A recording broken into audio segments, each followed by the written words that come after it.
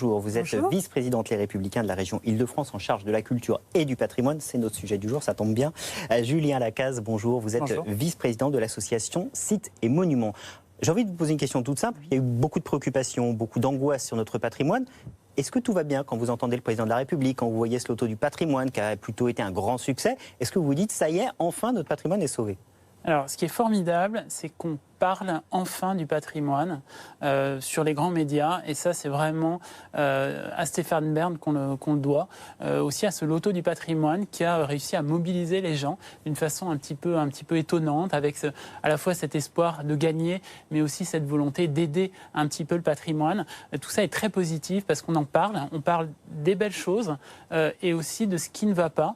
Et c'est ce qui est formidable avec Stéphane Bern, c'est qu'il est à la fois très positif, très heureux d'avoir pu porter ce loto patrimoine sur les fonds baptismaux, et en même temps, il dénonce un certain nombre de choses qui ne vont pas, notamment des projets de loi qui ne sont pas forcément appropriés pour justement défendre correctement ce patrimoine. Le fameux projet de loi Elan, on va avoir évidemment l'occasion d'en parler. Agnès Evren, je voudrais d'abord qu'on reprenne quelques chiffres précis un peu sur le patrimoine.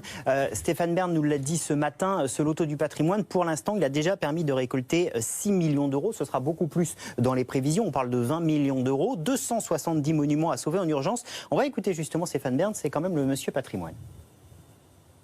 Quelques jours, la Fondation du patrimoine a maintenant une cagnotte de 6 millions d'euros supplémentaires. Finalement, vous voyez, avec les bonnes volontés et cet élan collectif des citoyens, les Français se sont mobilisés et ont montré que, non, ils demandaient à l'exécutif d'arrêter de détruire le patrimoine et au contraire de le préserver, de le sauvegarder. Agnès Evren, 6 millions d'euros, c'est super, on est content, enfin on est quand même très loin de ce qui va sauver notre patrimoine. Oui, je vous le confirme, mais il faut rappeler d'emblée que la protection du patrimoine, c'est pas seulement protéger des vieilles pierres ou avoir une dimension romantique, c'est véritablement sauver notre patrimoine pour sauver aussi notre histoire nationale.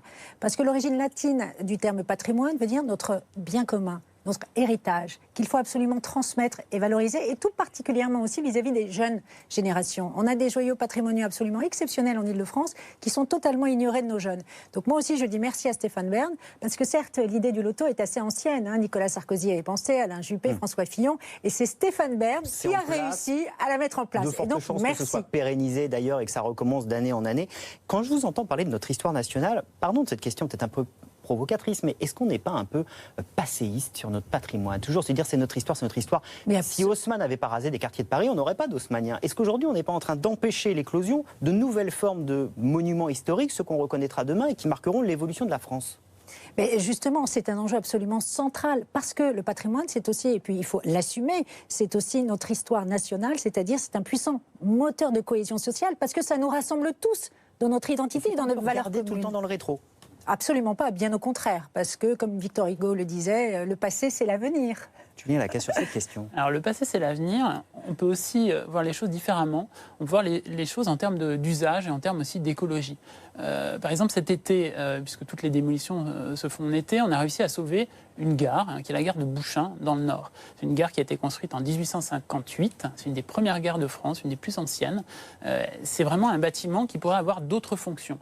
Quand on voit qu'on construit énormément de salles polyvalentes qui ne sont pas forcément très belles, pourquoi ne pas utiliser ce bâtiment qui est là et justement lui trouver d'autres usages? Parce que c'est ça l'enjeu vraiment du patrimoine. Il ne suffit pas de protéger un bâtiment pour qu'il soit sauvé, il faut lui trouver un autre usage. Et ça, c'est vraiment le recyclage des bâtiments. C'est quelque chose qui est tout à fait dans l'air du temps. C'est aussi de l'écologie et il faut aussi raisonner comme ça. Alors justement, je rebondis sur ce que vous venez de me dire.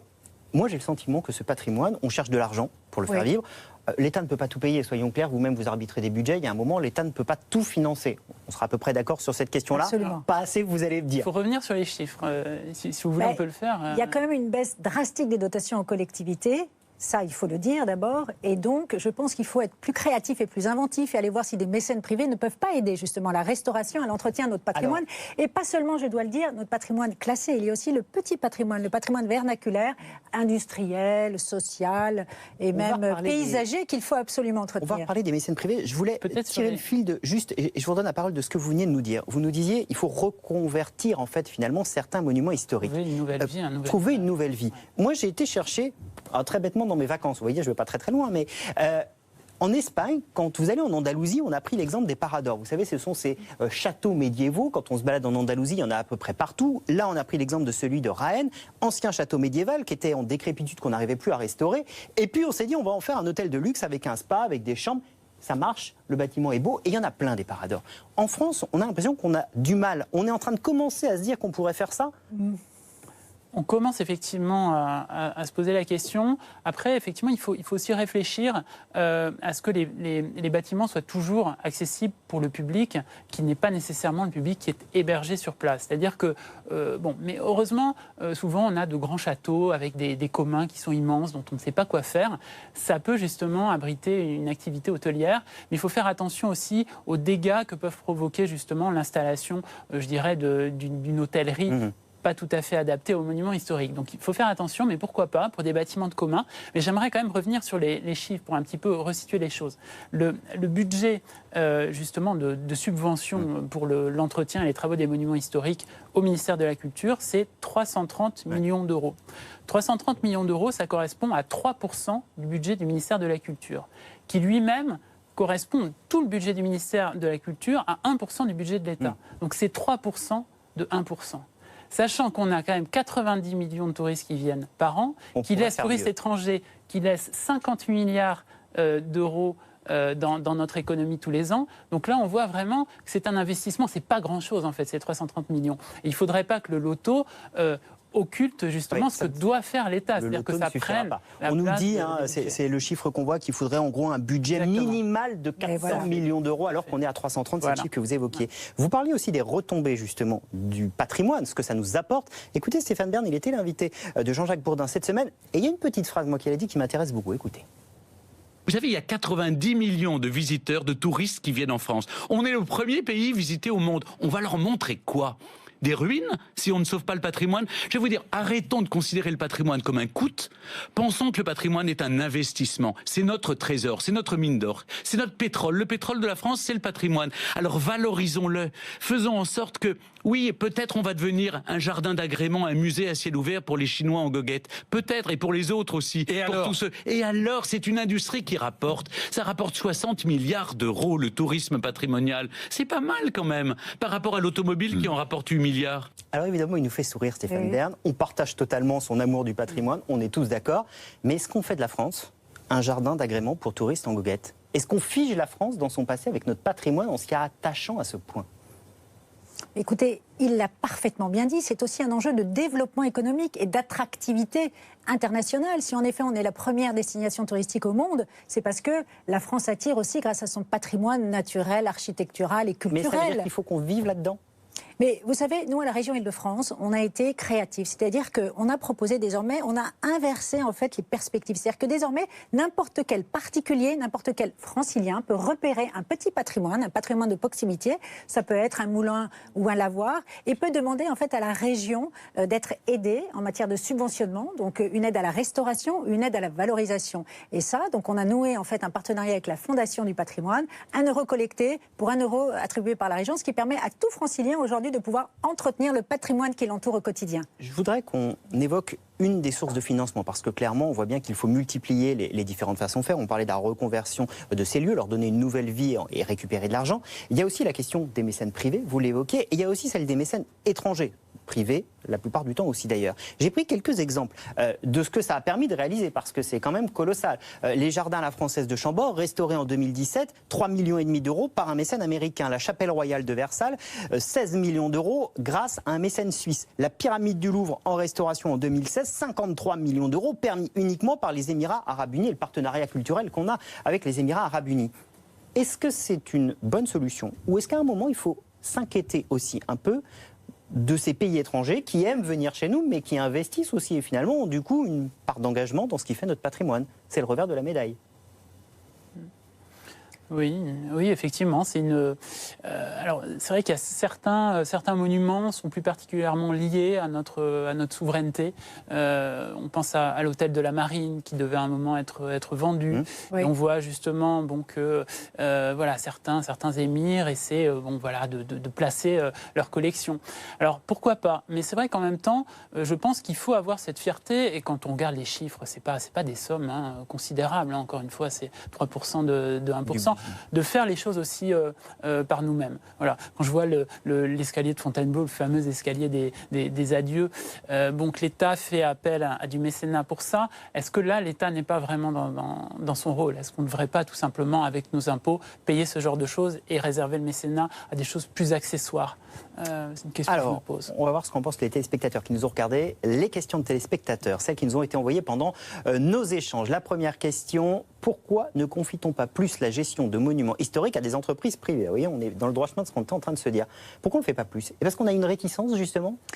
On a une réticence parce que, par exemple, en Ile-de-France, on a 4000 monuments historiques. 4000 monuments classés. Et donc, il est normal que ce soit de la responsabilité publique d'entretenir ces monuments. Et on n'a pas cette mentalité, en effet, d'aller chercher des mécènes privés. Et je pense qu'il ne faut pas en avoir honte, en effet, parce qu'aujourd'hui, encore une fois, il y a une crise qui est extrêmement impactante au niveau aussi des collectivités et de l'État. Et que donc, il faut aller chercher l'argent ailleurs parce qu'il ne tombe pas du ciel, l'argent. Donc, si on peut être aidé, c'est un enjeu absolument prioritaire pour moi que de préserver notre patrimoine. Et donc, en effet, il ne faut pas avoir de complexe. Deuxième question de téléspectateur qui nous a été adressée. On va la découvrir. Question par mail, pourquoi ne pas instaurer une redevance patrimoine comme on paye la redevance télé? Tiens, c'est bien la redevance télé, l'actualité aujourd'hui. Mais en même temps, la question, je la trouve très intéressante. Oui. Les gens rechignent tous en disant, de toute façon, la télé, on paye, ça ne nous plaît plus, ça ne nous intéresse pas. Le patrimoine, on voit le loto, ça cartonne. On mettrait une redevance patrimoine, ça pourrait être une idée. Sur quoi serait-elle assise? C'est toute la question, il faudrait préciser.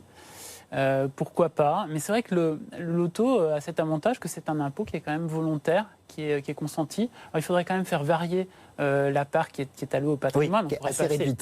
20% peut-être l'année prochaine. Alors il y aurait moins de gagnants.